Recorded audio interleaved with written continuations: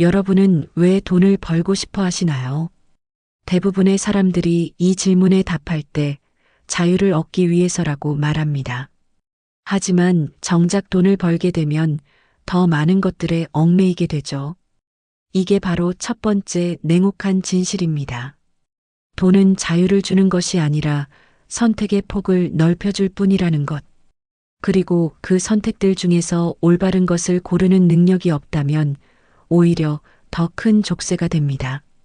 제가 알고 있는 한 사업가는 월 수입이 5천만 원을 넘어가기 시작했을 때 이런 말을 했어요. 돈이 많아질수록 내가 할 수 있는 실수의 규모도 커진다고요. 월급쟁이였을 때는 100만 원 잘못 쓰면 그달 용돈이 줄어드는 정도였는데 지금은 잘못된 투자 하나로 몇 천만 원이 날아간다는 거예요.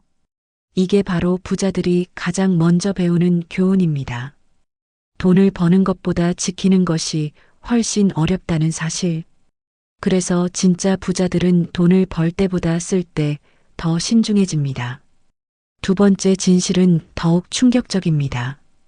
가난한 사람들은 돈으로 물건을 사지만 부자들은 돈으로 시간을 삽니다.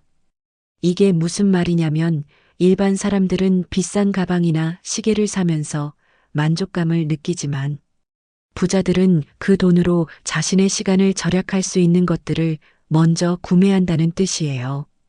청소 서비스, 음식 배달, 운전기사, 비서. 이런 것들이 부자들에게는 투자입니다. 왜냐하면 그 시간에 더 많은 돈을 벌 수 있기 때문이죠. 제가 만난 한 부동산 투자자는 하루에 커피값으로 10,000원을 쓴다고 했어요. 비싸다고 생각할 수 있지만 그는 이렇게 설명했습니다. 커피숍에서 줄 서서 기다리는 시간에 부동산 매물 하나를 더 볼 수 있고 그게 결국 몇백만 원의 수익 차이를 만든다고요. 시간은 돈이 아니라 돈보다 훨씬 귀한 자원이라는 걸 아는 거죠. 세 번째, 부자들은 절대 혼자 부자가 되려고 하지 않습니다.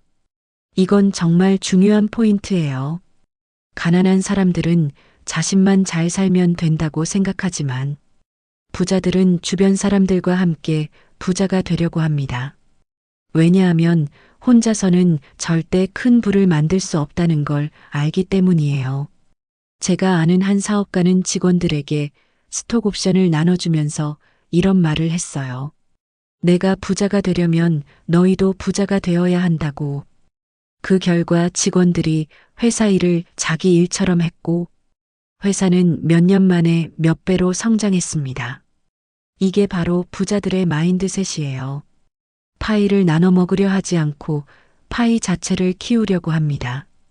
네 번째 진실은 좀 씁쓸할 수도 있어요. 돈은 사람의 본성을 드러내는 거울이라는 것. 돈이 생기면 그 사람의 진짜 모습이 나온다고 하잖아요. 착한 사람은 더 착해지고 나쁜 사람은 더 나빠진다는 말이 있는데 이건 반은 맞고 반은 틀렸어요. 정확히는 돈이 생기면 그 사람이 진짜 원하던 것을 할 수 있게 되는 거예요. 평소에 억압되어 있던 욕망들이 표면으로 드러나는 거죠. 그래서 부자가 되기 전에 자신의 가치관을 확실히 정해놓는 것이 중요합니다. 돈을 벌고 나서 어떤 사람이 될 것인지 미리 정해놓지 않으면 돈에 휘둘리는 사람이 되기 쉬워요. 다섯 번째, 부자들은 리스크를 회피하지 않습니다. 오히려 리스크를 관리하려고 해요.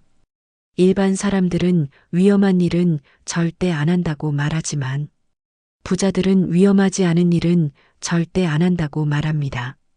왜냐하면 위험이 없는 곳에는 수익도 없다는 걸 알기 때문이에요. 하지만 여기서 중요한 건 무작정 위험한 일에 뛰어드는 게 아니라는 점입니다. 부자들은 리스크를 최대한 정확하게 계산하고 그 리스크를 감당할 수 있는 범위 내에서만 투자를 합니다.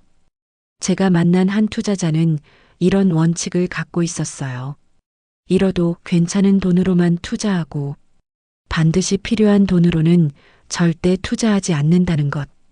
그리고 한 번에 모든 걸 걸지 않고 여러 곳에 분산해서 투자한다는 것. 이렇게 하면 한두 개가 실패해도 전체적으로는 수익을 낼 수 있거든요.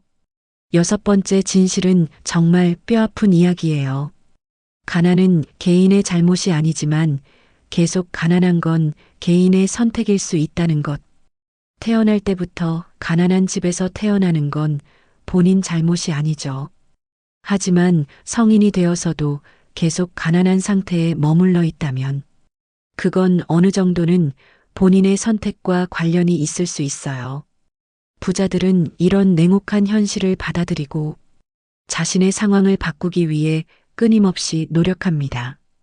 변명을 만들기보다는 해결책을 찾으려고 해요. 물론 사회 구조적인 문제들도 분명히 존재합니다. 하지만 그런 문제들을 탓하면서 아무것도 하지 않으면 결국 아무것도 바뀌지 않아요. 일곱 번째, 부자들은 돈을 쓸 때도 투자 관점으로 생각합니다. 예를 들어 비싼 옷을 살 때도 그냥 사치라고 생각하지 않아요. 그 옷을 입고 중요한 미팅에 갔을 때 더 좋은 인상을 줄 수 있고 그것이 결국 더 큰 수익으로 이어질 수 있다고 계산하는 거죠. 심지어 취미 생활도 마찬가지예요. 골프를 배우는 것도 단순한 운동이 아니라 골프장에서 만날 수 있는 사람들과의 네트워킹을 위한 투자라고 생각해요. 물론 이런 계산적인 사고가 때로는 차갑게 느껴질 수 있지만 이게 바로 부자와 일반인의 차이점입니다. 여덟 번째 진실은 좀 슬픈 이야기일 수도 있어요. 돈이 많아질수록 진짜 친구를 구별하기 어려워진다는 것. 부자가 되면 주변에 사람들이 많이 몰려들지만 그 중에서 진심으로 대해주는 사람을 찾기가 힘들어져요. 모든 사람이 뭔가를 바라고 접근하는 것 같은 느낌이 들거든요. 그래서 부자들은 돈이 없었을 때의 친구들을 정말 소중하게 여깁니다. 그 시절 친구들만이 자신의 돈이 아닌 진짜 모습을 봐줬다는 걸 알기 때문이에요. 또한 부자들은 새로운 인간관계를 만들 때도 매우 신중해집니다. 상대방의 진짜 의도가 무엇인지 파악하려고 노력하죠. 아홉 번째, 부자들은 미래를 위해 현재를 포기하는 것에 익숙합니다. 일반 사람들은 지금 당장 즐기고 싶어 하지만 부자들은 나중에 더 큰 만족을 위해 지금의 작은 만족을 포기할 수 있어요. 이걸 경제학에서는 지연 만족이라고 부르는데 마시멜로 실험에서도 증명된 것처럼 지연 만족 능력이 높은 사람일수록 나중에 더 성공할 확률이 높아요.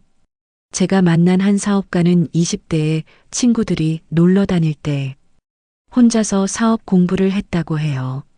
물론 그때는 외롭고 힘들었지만 30대가 된 지금은 그때의 선택이 옳았다는 걸 깨달았다고 하더라고요. 열 번째, 마지막 진실은 이거예요. 부자가 되는 것보다 부자로 살아가는 것이 더 어렵다는 것. 많은 사람들이 부자가 되면 모든 문제가 해결될 거라고 생각하지만 실제로는 새로운 종류의 문제들이 생겨나요. 돈 관리의 부담, 투자에 대한 스트레스, 세금 문제, 상속 문제 등등.